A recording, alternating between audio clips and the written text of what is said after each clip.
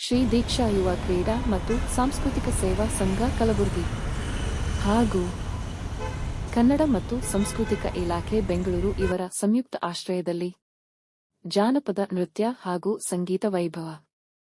ಈ ಕಾರ್ಯಕ್ರಮದ ಉದ್ಘಾಟನೆ ಶ್ಯಾಮ ನಾಟಿಕಾರ್, ಕಾಂಗ್ರೆಸ್ ಜಿಲ್ಲಾ ಕಾರ್ಯದರ್ಶಿ ಕಲಬುರಗಿ.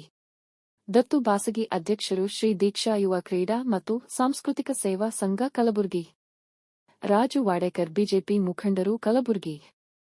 ವಿಜಯಕುಮಾರ್ ಪಾಟೀಲ್, ತೇಗಲ್ತಿಪ್ಪಿ, ಜಿಲ್ಲಾಧ್ಯಕ್ಷರು ಕಸಾಪ ಕಲಬುರಗಿ.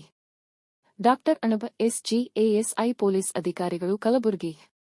ಸಂತೋಷ್ ಸಿಂಧೆ ಗೊಂದಳಿ, ಅಧ್ಯಕ್ಷರು ಅಖಿಲ ಕರ್ನಾಟಕ ಗೊಂದಳಿ ಸಮಾಜ ಸಂಘ ಕಲಬುರಗಿ ಹಾಗೂ ಇತರ ಗಣ್ಯರು ಜ್ಯೋತಿ ಬೆಳಗಿಸುವುದರೊಂದಿಗೆ ಕಾರ್ಯಕ್ರಮವನ್ನು ಉದ್ಘಾಟಿಸಿದರು ಮತ್ತು ಭಾವಚಿತ್ರಕ್ಕೆ ಪೂಜೆ ಸಲ್ಲಿಸಿ ಪುಷ್ಪಾರ್ಪಣೆ ಮಾಡಿದರು.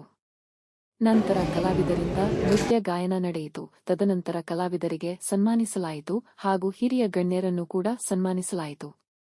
ಪ್ರಶಸ್ತಿಗೆ ಭಾಜನರಾದ ಕಲಾವಿದರು: ಸಾಗರ್ ಎಚ್. ಭೀಮಳ್ಳಿ, ಜಾನಪದ ಕಲಾವಿದರು. ಗಾನಗಂಧರ್ವ ಡಾ ಪಂಡಿತ್ ಪುಟ್ಟರಾಜ, ಗವಾಯಿ ಪ್ರಶಸ್ತಿ. ಶ್ರೀ ಬಾಬುರಾವ್ ಕೋಬಾಳ್, ಸಂಗೀತ ಕ್ಷೇತ್ರ ಕಲಬುರಗಿ.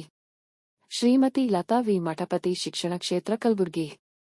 ಡಾ ಭಾಗೀರಥಿ ಎಚ್. ಗುಬ್ಬೇವಾಡಿ, ಶಿಕ್ಷಣ ಕ್ಷೇತ್ರ ಕಲಬುರಗಿ. ಡಾ ರಾಜ್ಕುಮಾರ್ ಆರ್. ಪಾಟೀಲ್, ಶಿಕ್ಷಣ ಕ್ಷೇತ್ರ ಕಲಬುರಗಿ. ಶ್ರೀ ರಾಕೇಶ್ ರೋಬಿಕರ್, ಸೆಂಟ್ರಲ್ ಜೈಲು ಕಲಬುರಗಿ. ಕಾರ್ಯಕ್ರಮದ ನಿರೂಪಣೆ ಶ್ರೀ ಸಾಗರ್ ಕಾಂಬಳೆ.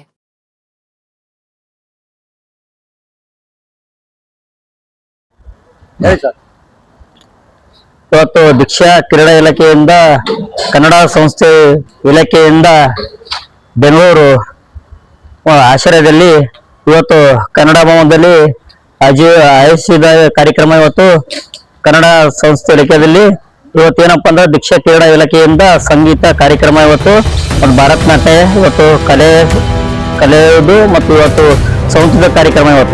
ಇವತ್ತೇನಪ್ಪ ಜೊತೆಯಲ್ಲಿ ಮತ್ತು ಪ್ರಶಸ್ತಿ ಕಾರ್ಯಕ್ರಮವನ್ನು ಹಮ್ಮಿಕೊಂಡಿದ್ದೀವಿ. ಮತ್ತು ಅದ್ರ ಜೊತೆಯಲ್ಲಿ ಇವತ್ತು ಪ್ರತಿ ವರ್ಷ ಅಂತೂ ಈ ವರ್ಷ ಅಂತ 3 ವರ್ಷ ಆಯ್ತು ನಾವು ದೀಕ್ಷಾ ಕ್ರೀಡಾ ಇಲಾಖೆಯಿಂದ ಸಂಗೀತ ಕಾರ್ಯಕ್ರಮವನ್ನು ಆಯೋಜಿಸಿದ್ದೀವಿ. ಮತ್ತು ಅದ್ರ ಜೊತೆಯಲ್ಲಿ ಮತ್ತು ಇವತ್ತು ಬೆಂಗಳೂರು ಆಶ್ರಯದಲ್ಲಿ ಮತ್ತು ಇವತ್ತು ಕಾರ್ಯಕ್ರಮವನ್ನು ಇವತ್ತು ಪ್ರತಿ ವರ್ಷ ಅಂತ ಯಾವಾಗಲೂ ನಾವು ಮಾಡ್ಕೊಂಡು ಬಂದೀವಿ.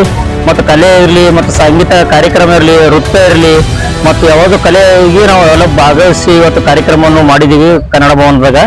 ಅದು ಇವತ್ತು ಆಶ್ರಯದಲ್ಲಿ ಮತ್ತು ಕಲ್ಲಂಪ್ರ ಪಾಟೀಲ್ ಶಾಸಕರು ಅವರು ಒಂದು ಕಾರ್ಯಕ್ರಮದಲ್ಲಿ ಆಗಮಿಸಿದ್ದರು. ಅದ್ರ ಜೊತೆಯಲ್ಲಿ ಇವತ್ತೇನಪ್ಪ ಅಂದ್ರೆ ಅವರು ಆ ಕಾರಣಕ್ಕಾಗಿ ಇವತ್ತು ಬಂದಿಲ್ಲ. ಅದ್ರ ಜೊತೆಯಲ್ಲಿ ನೀಲಕಂಠ ಮೂಲಿಗೆ ಸಹ ಅವರು ಬಂದಿದ್ದರು. ಅವ್ರ ಕಾರಣಕ್ಕಾಗಿ ಇವತ್ತು ಬಂದಿಲ್ಲ.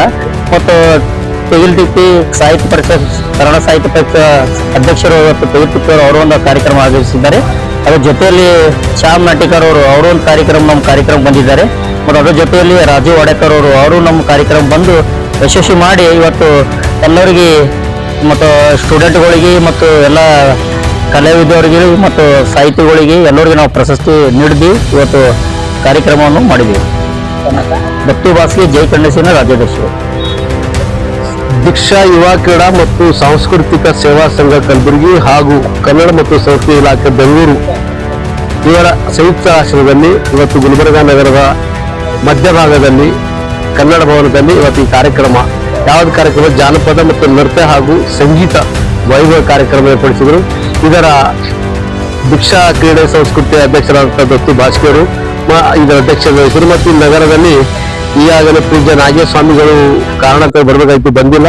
ಹಾಗೂ ಸಂಸ್ಥೆಯ ಅಧ್ಯಕ್ಷ ಶಾಸಕರ ಅಲ್ಲಂಪುರ ಪಾಟೀಲ್ ಮತ್ತು ನೀಲಕಂಠ ಪಾಟೀಲ್ ಅಮೂಲ್ಗೆ ಅವರು ಮತ್ತು ಮುಖ್ಯ ಅತಿಥಿಗಳಾಗಿ ಫಾರೂಕ್ ಮಣ್ಣೂರ್ ಅವರು ಬಂದಿದ್ದರು. ಮತ್ತು ಈ ಕನ್ನಡ ಮತ್ತು ಇದರ ಭವನದ ಅಧ್ಯಕ್ಷರಾದ ವಿಜಯ್ ಕುಮಾರ್ ತೇಗಿಲ್ತಿಪ್ಪರು ಬಂದಿದ್ದರು. ಮತ್ತು ರಾಜು ವಾಡೇಕರ್ ಅನೇಕರು ಈ ಕಾರ್ಯಕ್ರಮದಲ್ಲಿ. ಈ ಕಾರ್ಯಕ್ರಮ ಉದ್ದೇಶ ಸುಮಾರು 4 ವರ್ಷಗಳಿಂದ ಸತತವಾಗಿ ದತ್ತು ಭಾಷೆ ಕಾರ್ಯಕ್ರಮ ಮಾಡ್ತಾರೆ. ಈ ಕಾರ್ಯಕ್ರಮ ಉದ್ದೇಶನು ಈಗಾಗಲೇ ಸುಮಾರು ಪುರಾತನ ಸಂಸ್ಕೃತಿಯ ದಳದಲ್ಲಿ ಎಲ್ಲರ ಕಲ್ಚರ್, ಜಾನಪದಗಳಿಗೂ ತಮ್ಮ ವ್ಯವಸ್ಥೆಯನ್ನು ಮತ್ತು ದೇಹವನ್ನು ಸರಿಪಡಿಸುವಂತೂ ಯಾವುದೇ ರೋಗ ರುಚಿ ಇರಲಾರದೆ ಬದುಕುವಂತ ವ್ಯವಸ್ಥೆ ಇತ್ತು ಆಗಿನ ಕಾಲದಲ್ಲಿ. ಈಗ ಕಲಿಯುಗದಲ್ಲಿ ಅಥವಾ ಈಗ ಮೊಬೈಲ್ ಯುಗದಲ್ಲಿ ಯಾವ ಮೊಬೈಲ್ ನೋಡಿ ತಮ್ಮ ದೇಹವನ್ನ ಸರಿಪಡಿಸದೆ ರೋಗ ರುಚಿಗಳಲ್ಲಿ ಎಲ್ಲ BP, ಶುಗರ್ ಹೆಚ್ಚಾಗ್ತದ. ಆದ್ರೆ ಆಗಿನ 100 ವರ್ಷ ನಮ್ಮ ಹಿರಿಯರು, ನಮ್ಮ ಪೂರ್ವಜರು 110, 120 ವರ್ಷ ಬರ್ತದೆ. ಯಾಕಂದ್ರೆ ಅವರು ಜಾನಪದದಲ್ಲಿ ಹುಟ್ಟಿನಿಂದ ಸಾಯುವವರೆಗೆ ಜಾನಪದಗಳನ್ನು ಮತ್ತು ಕಲೆ ಮತ್ತು ಇಂಥ ಕಾರ್ಯಕ್ರಮದಲ್ಲಿ ತಾವು ಸದೃಢ ಆಗ್ತಿರ್ತರು. ಬೇರೆ ಬೇರೆ ವಿಚಾರಕ್ಕೆ ಹೋಗ್ತದೆ. ಈಗ ಮೊಬೈಲ್ ಯುಗದಲ್ಲಿ ಇಂಥ ಯೋಜನೆ ನಾವೇ ಕಾರಣ ಆಗ್ತದೆ. ಅದಕ್ಕೆ ಈ ದತ್ತು ಭಾಷೆಗಳ ಕೃತಜ್ಞ ಸಲ್ಲಿಸ ಇಂಥ ಕಾರ್ಯಕ್ರಮ ಮಾಡೋದ್ರಿಂದ ಜನರ ಆಕ್ಟಿವ್ ಸಲ್ಲಿಸ ಚೈತನ್ಯ ತರುವಂಥದ್ದು. ಮತ್ತು ಈ ದಿನನಿತ್ಯ ಕಾರ್ಯಕ್ರಮದಲ್ಲಿ ನಾವು ಯಾವತ್ತೂ ಸಂಗೀತ ಏನೋ ಮಾಡಿದ್ರೆ ಸಂಗೀತನೇ ನಮ್ಮ ಧ್ಯಾನ ಹೋಗಿ ನಮ್ಮ ಶರೀರ ಒಂದು ತರ ಆಕರ್ಷ ಆಗ್ತದ. ಸಂಗೀತ ಕಾರ್ಯಕ್ರಮ ಮಾಡೋದ್ರಿಂದ ಅಥವಾ ಸಂಗೀತ ಕೇಳೋದ್ರಿಂದ ನಮಗೇನಾದರೂ ಯಾವುದೇ ಒಂದು ತೊಂದರೆ ಇದ್ದರೂ ಸಂಗೀತದಿಂದ ಕೆಲವೊಂದು ರೋಗಿಗಳನ್ನು ಹೋಗುವಂಥ ವ್ಯವಸ್ಥೆ ಇದೆ. ಅದಕ್ಕೆ ಈ ಕಾರ್ಯಕ್ರಮ ದತ್ತು ಭಾಷೆಗಳ ಕನ್ನಡ ಭವನದಲ್ಲಿ ಮಾಡಿ ಇಂಥ ಕಾರ್ಯಕ್ರಮ ಕರೆಸಿ ನಾವು ಮಾತಾಡಿ ಅನೇಕ ಮುಂದಿನ ಪೀಳಿಗೆಯನ್ನು ಮಾರ್ಗದರ್ಶನ ಆಗ್ತಾರೆ. ಯಾಕೆ ಯುವಕರಲ್ಲಿ ಇವತ್ತಿನ ಯುಗದಲ್ಲಿ ತಮ್ಮ ಮೊಬೈಲ್ನಿಂದ ತಮ್ಮ ರೋಗಗಳಿಗೆ ತಾವೇ ಬರ್ತಾವ. ಇಂಥ ಕಾರ್ಯಕ್ರಮಗಳಲ್ಲಿ ಜನ ಎಚ್ಚರಿಕೆ ಕೊಟ್ಟು ಯುವಕರಿಗೆ ನೀವು ಹೆಚ್ಚಿನ ಸಂಗೀತ ಕಾರ್ಯಕ್ರಮ ನೃತ್ಯಗಳನ್ನ ಮಾಡೋದ್ರಿಂದ ನೀವು ಒಳ್ಳೇದಾಗುತ್ತೆ ಅಂತ ಒಂದು ಸಂದೇಶ ಕೊಟ್ಟರೆ ಅದಕ್ಕೆ ನಾನು ದತ್ತು ಭಾಷೆಗೆ ತುಂಬ ಹೃದಯದ ಧನ್ಯವಾದಗಳು ಹೇಳ್ತೇನೆ ಕಾರ್ಯಕ್ರಮ.